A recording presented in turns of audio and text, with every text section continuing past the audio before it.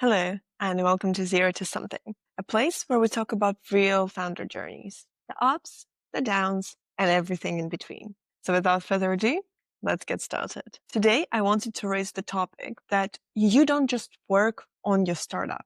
You are your startup very often.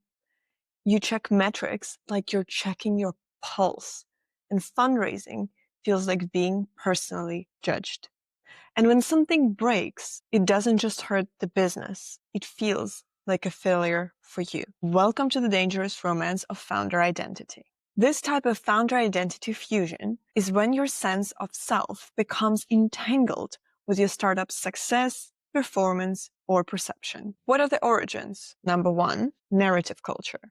Founders are told to be the brand. Investors and media all want a hero story. And this leads to the merging of the two entities. The next one is emotional investment. You've sacrificed time and money and sleep.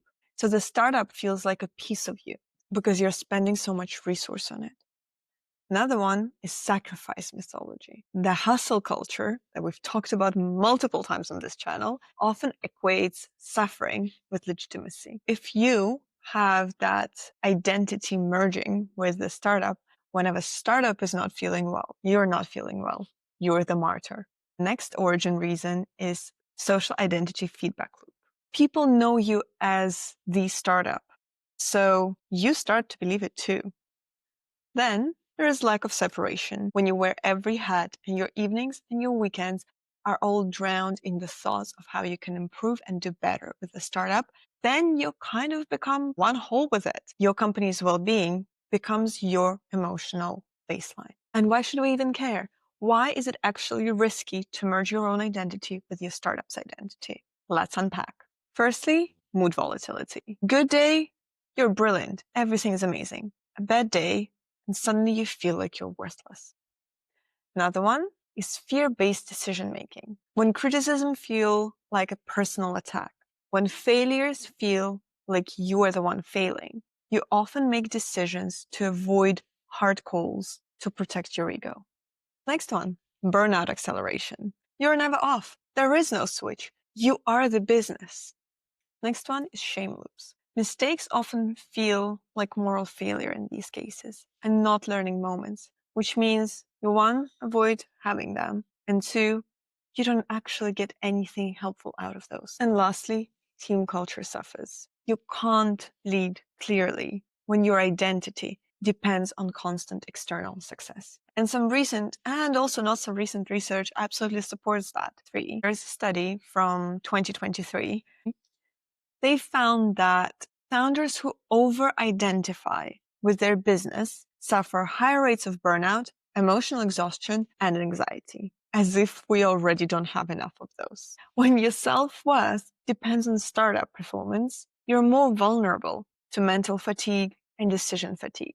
Founders with broader identities, like outside relationships and hobbies and personal values, are more emotionally resilient and healthier long-term. When thinking about real-world examples, this time it was a little bit difficult for me because I've never identified myself with a company. I always knew that it's great to have a brand, but your well-being is always better. And so I never identified with our company. I love it. I put a lot of time and effort into it, but that company is not me. It's part of my life, but only a part of it. So I can't give you the actual example in my own life, but I've searched online and I saw this very interesting case that seems like it really fits here. So I don't know if you know about him. His name is Seth Redman, and his company Crescendo. He built it when he was very young and it was acquired very early. He was once seen as a rising star of the SaaS business. And because he was so young and startup was such a success,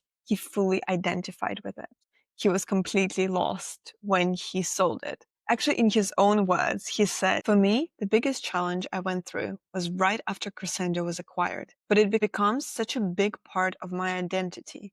And having a company acquired has been, seemed like this big, elusive goal that every founder wants to achieve. And then I did it.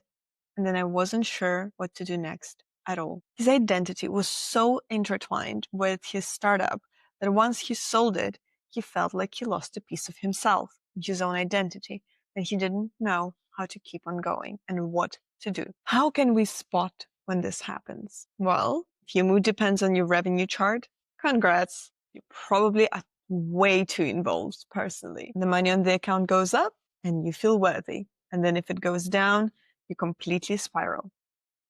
Another one, if you take criticisms personally. We already talked how this could actually be affected by many different things. For example, your attachment style. But what differentiates this one is when you feel like product feedback is less of a feedback and more of a comment on your intelligence. Another one is if you're afraid to step away. You feel guilty or anxious taking a weekend off or even an evening off.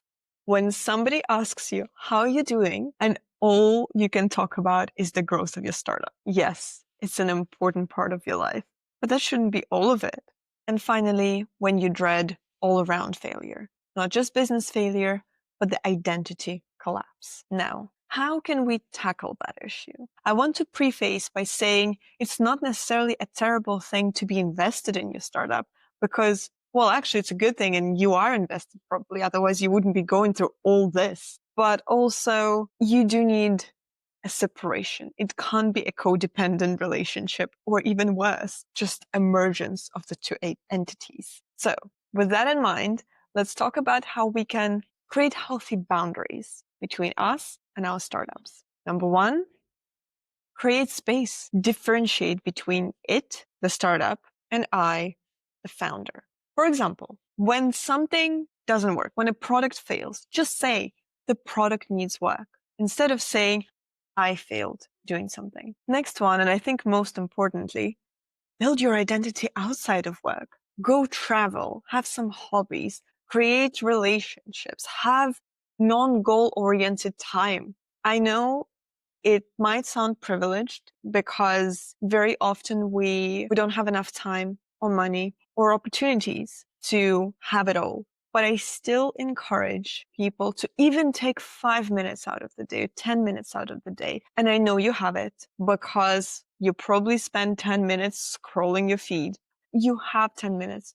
Just spend those 10 minutes a day doing something to develop your identity outside of your work. Reflect weekly. Ask yourself, how am I doing? Not as a founder, but as a person. Set rituals for disconnection. Shut down walks where you don't talk to anybody and don't look at your phone. Or no devices time blocking. Or journaling without caring about KPIs. And finally, you know it was coming, reframe. Tell yourself that this is something you're building, not something that you are. In the end, you're not your run rate and you're not your ARR. You're not just your founder persona. When your identity is tangled with your company, every setback, it becomes absolute existential crisis. But you can separate. You can draw that boundary. And you can lead with clarity and keep a sense of self. In my interview with Sarah Massey, and I will link it down below, she said this beautiful thing, and I don't have the exact quote, but the meaning was, well, my startup might fail, but I will be okay. I'm not my company. And I think when I heard that, I was like, wow, that is so empowering that a person acknowledges it, thinks that. And I think more of us could benefit from thinking in that way. And as always, I'm leaving you with 2 questions for reflection. Number 1, where have you fused your state of self with the state of your startup? And number 2, who are you without the pitch, the roadmap, the Slack notifications? If you'd like, I'd love to hear your answers in the comments below, and we can start an interesting discussion. Like and subscribe, and I'll see you again next episode.